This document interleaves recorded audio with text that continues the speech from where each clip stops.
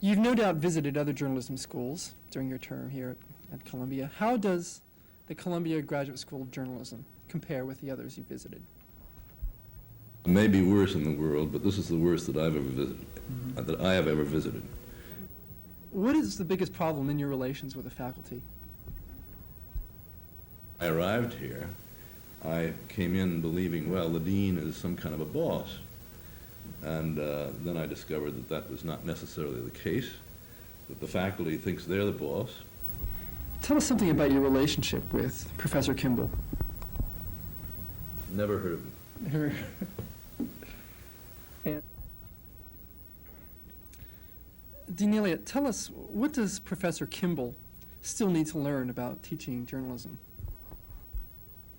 The essentials having to do with how to get a story, what is a story, how to determine what a lead is, how to work transitions, how to interview people, how to embark on investigative jobs, etc. When was Professor Friendly hired to teach at Columbia? April 1979, a day that will live in infamy. Okay.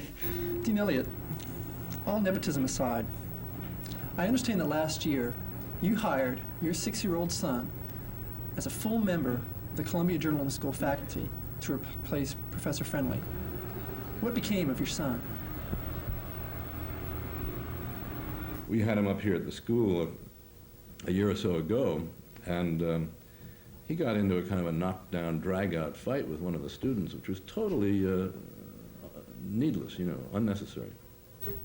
Many students have reported experiencing various kinds of sexual harassment from the faculty. Can you give us any idea of how widespread this problem is? 60% of the students have had some kind of experience. I'm not sure what your experience was. Where do most Columbia journalism students live? Corrugated tin shacks and... It's no secret you frequently use LSD. You've admitted to this several times. How would you characterize your last drug experience? A memorable trip. How about Professor Friendly's charge that you snort 4.5 grams of cocaine a day? Oh, now, Tim, I wouldn't go that far. I would say that there is useful input. Okay. House and Garden magazine recently displayed a photograph of you hanging from the rafters of your bedroom in blue designer pajamas. How do you think that photograph has affected the public's view of you as an intellectual? I think that view has diminished. How do you feel about the members of the Iranian Revolutionary Council? Oh, they're all stars. I wouldn't single out any individuals.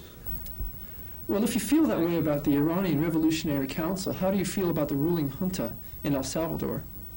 Brilliant. All of them PhDs, Phi Beta Kappas, aggressive searchers for the truth. Oh, you can answer that question. Surely there must be a louse or two in the group. Well, Quiet back there. Nobody's perfect. Nobody's perfect. Can you tell us something about your relationship with Donald Graham, the publisher of the Washington Post? Never heard of him. Some of us would be interested in learning more about your career as a journalist. Where can we go to get more information about you? Who's who of 1583?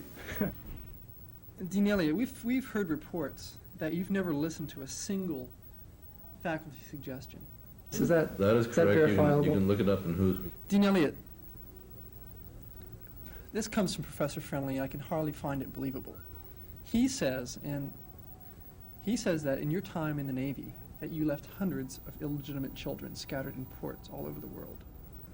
Is this true? Yes. And in fact, what then happened, which for some reason the New York Times took out of my article, was that they then rounded up hundreds of these people, herded them into trucks, and shipped them off to their homelands again. Mm-hmm. And this all unfolded in the cold damp of a South African winter.